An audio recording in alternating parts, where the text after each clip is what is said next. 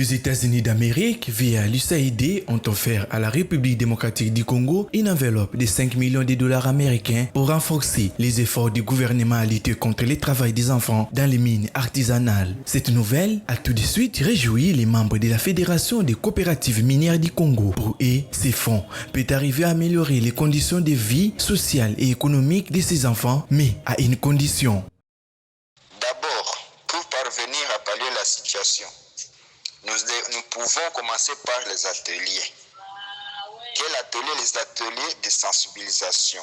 À mon humble avis, commencer par la sensibilisation, les ateliers, tous les acteurs conscientisés. Et puis, dans cet atelier, on va trouver la piste de solution. On ira sur terrain pour récupérer les enfants-là, les introduire, prendre, regarder. On va voir l'âge. On va l'enfant, on va catégoriser l'âge. Les enfants qui sont encore récupérables, on va les mettre dans des écoles.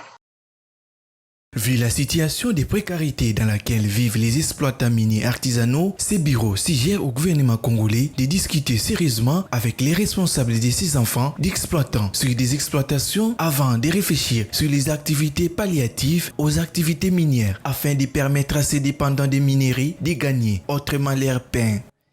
Ce sont des enfants qui sont déjà habitués à toucher de l'or, à la semaine, touche 100 $.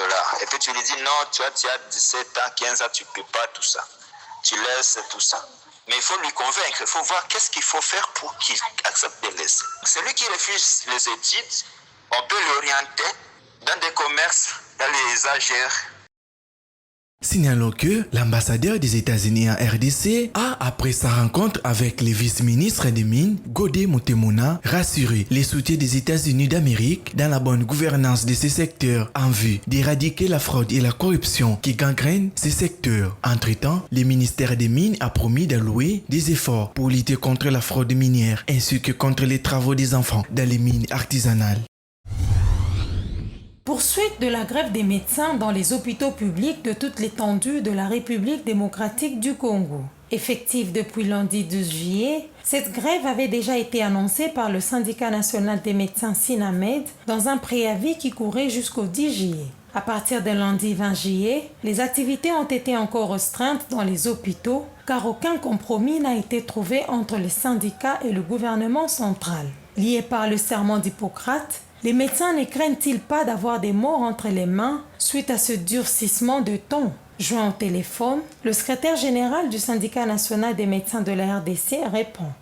Toute la journée d'hier, nous sommes restés là de 14 heures et nous sommes séparés à 22 heures. Avec le Premier ministre? Oui, nous sommes séparés à 22 heures. Quand je vous dis ça parce que maintenant là, nous sommes obligés de préparer un communiqué de presse et quand nous allons nous mettre d'accord, les trois syndicats, et nous allons vous inviter pour publier ça officiellement. On n'a pas coupé. Quand on parle de la polarisation, il y a un hôpital par district administratif qui est désigné pour recevoir les cas d'urgence. Tandis que les cas d'urgence extrêmes qui arrivent, il y a les piquets qui doivent les recevoir. Je parle bien des urgences extrêmes qui les doivent les recevoir. Les banques du sang ne ferment pas aussi. Mais les malades qui sont hospitalisés doivent être suivis jusqu'à leur sortie par les chefs de département et les chefs de ces services-là. Mais les autres médecins restent à la maison chez eux. Pour rappel, les médecins de la RDC revendiquent auprès du gouvernement central le paiement de la prime de risque et l'inscription sur les listes de paye des nouvelles unités. Cette grève ne vient que s'ajouter sur la liste de plusieurs autres qui ont eu lieu en République démocratique du Congo avec les mêmes revendications. Pourquoi la solution tarde-t-elle à venir? Nous y reviendrons dans nos prochaines éditions. Le Parlement français a définitivement adopté ce mardi 20 juillet l'emblématique projet de loi climat. Inspiré par les travaux de la Convention citoyenne pour le climat, le texte est vanté comme étant un tournant écologique par les gouvernements alors que les écologistes et associations de défense de l'environnement regrettent son manque d'ambition face à l'urgence climatique. L'Assemblée nationale a largement soutenu les textes par 233 voix contre 35 après un vote à main levée au Sénat. Cette loi s'inspire des travaux des 150 membres de la Convention citoyenne pour le climat. Pour Barbara Pompili, ministre de la Transition écologique qui porte ces textes, cette loi représente tout à la fois une bascule culturelle globale et une écologie des bons sens. Signalons que l'un des principaux objectifs de ces projets de loi est de permettre à la France de tendre vers moins de 40% d'émissions de gaz à effet de serre d'ici à 2030. Les eaux du lac Tanganyika débordent depuis le début de cette année. Parcelles et rues environnantes, tout est dans l'eau. Plusieurs maisons sont inondées, d'autres englouties. Contraintes d'abandonner leur domicile afin de sauver leur vie, les victimes de cette catastrophe ne savent pas à quel sens se vouer pour trouver d'autres toits. Une habitante explique sous anonymat. Ici, on a construit même un petit pont pour entrer dans la maison, puisque l'eau est dans toute la parcelle. L'eau du lac. Ces maisons avaient-elles été construites dans les normes? Que pense le gouvernement de ces pertes? Pour sa part, le maire de la ville d'Uvira dit avoir déjà fait rapport au gouverneur de province. Le gouverneur a déjà fait son rapport à Kinshasa. On attend les réponses de Kinshasa, madame. Quant au gouverneur de la province du Sud Kivu, tous nos efforts pour le joindre ont été vains. Que dit l'arrêté ministériel numéro 27 de l'urbanisme et habitat portant réglementation de la procédure de délivrance de l'autorisation de bâtir et institution d'un cahier des charges relatif en RDC, dossier à suivre. La stratégie nationale d'engagement de la RDC, SNE, a mobilisé les acteurs sur la sécurisation des terres des communautés locales. Cet atelier avait pour objectif de diffuser les supports du pilier mobilisé de la SNE pour l'appropriation des acteurs provinciaux afin d'entamer les actions d'influence de la plateforme. Cette journée avait également permis de baliser les chemins à l'atelier national de validation du document de politique foncière nationale qui sera organisé incessamment par la CONAREF. Et ce jour s'inscrit en complément pour aborder le contenu des outils et les moyens législatifs pour mieux prendre en compte la volonté des communautés locales dans les procédures d'affectation et de gestion des terres. Depuis son début, la réforme foncière a adopté une approche participative qui permet de mettre autour d'une table tous les acteurs du secteur foncier. Il s'est dégagé quelques problèmes particuliers qui méritent d'être soulevés avant la validation du draft de la politique foncière. Aujourd'hui, nous notons qu'il y a beaucoup plus de cas de thésaurisation de terres, donc de provision de terres foncières qu'avant. Ce qui va générer donc plus de conflits lorsque nous aurons une nouvelle loi et une nouvelle politique foncière. Il est important pour nous que l'on puisse mettre cet élément au devant de la scène, en parler avec des acteurs pour voir qu'est-ce qui peut être fait en attendant pour préserver les terres des communautés locales. La question cruciale qui se pose aujourd'hui comme dualité entre le foncier et le coutumier, de comment est-ce que les terres rurales et la tradition coutumière vient travailler avec le droit positif et donc l'administration foncière dans la sécurisation des terres n'a pas encore été résolue.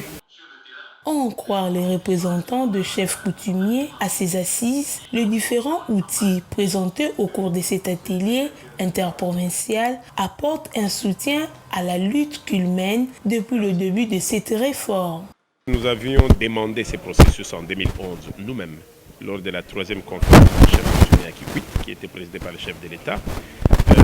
Depuis, nous avions obtenu la commission des réformes foncières, où je siège d'ailleurs au niveau national.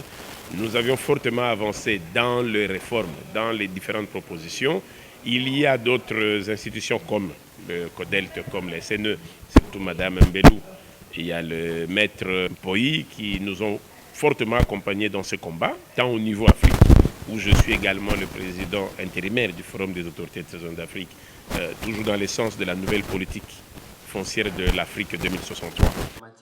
Notons que le projet de décret sur les terres de communautés locales a fait l'objet de discussions dont les notes de consensus ont été obtenues. Enfin, les participants ont été renforcés en capacité sur la problématique de l'accaparement des terres. L'atelier semi-présentiel a connu la participation des acteurs de province de Lualaba, Mbandaka, Goma et Bukavu. Les haricots secs sont originaires de l'Équateur puis se sont diversifiés au Mexique et dans les Andes, Pérou, Bolivie et Argentine. Sa culture a eu une importance remarquable dans les civilisations indiennes. Ils sont également très cultivés dans certaines provinces de la République démocratique du Congo et surtout très aimés. Même ces feuilles nourrissent des familles dans certaines contrées. En ce qui concerne les bienfaits, les haricots sont bénéfiques pour le transit intestinal tout en régulant les taux de sucre et de cholestérol dans le sang. Accusés de provoquer d'inconfortables ballonnements, les haricots sont source d'amidon et préviennent le cancer. Par ailleurs, les haricots secs sont riches en composés antioxydants dont l'action est augmentée par l'inositol ou vitamine B7 qui aurait un rôle anticancéreux. Ils permettent ainsi de préserver une bonne santé cardiovasculaire. Très bien pourvus en fibres, les haricots ont la capacité de réguler naturellement le taux de sucre dans le sang, ce qui est particulièrement utile en prévention ou dans le contrôle du diabète de type 2. Riches en protéines et contenant les 9 acides aminés essentiels à l'organisme, les haricots contiennent des protéines et ont un effet antifatigue appréciable, de même que les minéraux fer, potassium, phosphore, magnésium qui luttent contre la fatigue intellectuelle. Parlons de la cuisson. Les haricots secs sont durs. Pour les rendre doux, il suffit, avant de les cuisiner, les laisser tremper durant quelques heures, voire une nuit. Cela permet d'amollir la pellicule qui entoure les graines et qui sont responsables des désordres intestinaux. Mais avant tout, ils se doivent d'être bien triés avant de les séparer des déchets qui les accompagnent depuis les champs, bien les laver avant de les laisser bouillir pendant un long moment afin de les rendre doux. Les haricots s'accompagnent bien avec plusieurs plats, mais pour les manger, il est important de bien les mastiquer de manière à ne pas laisser tout le travail aux intestins sous peine de désagrément. À Kinshasa, les haricots sont appelés madesu. Ils se vendent dans tous les marchés même si le prix varie selon le vendeur.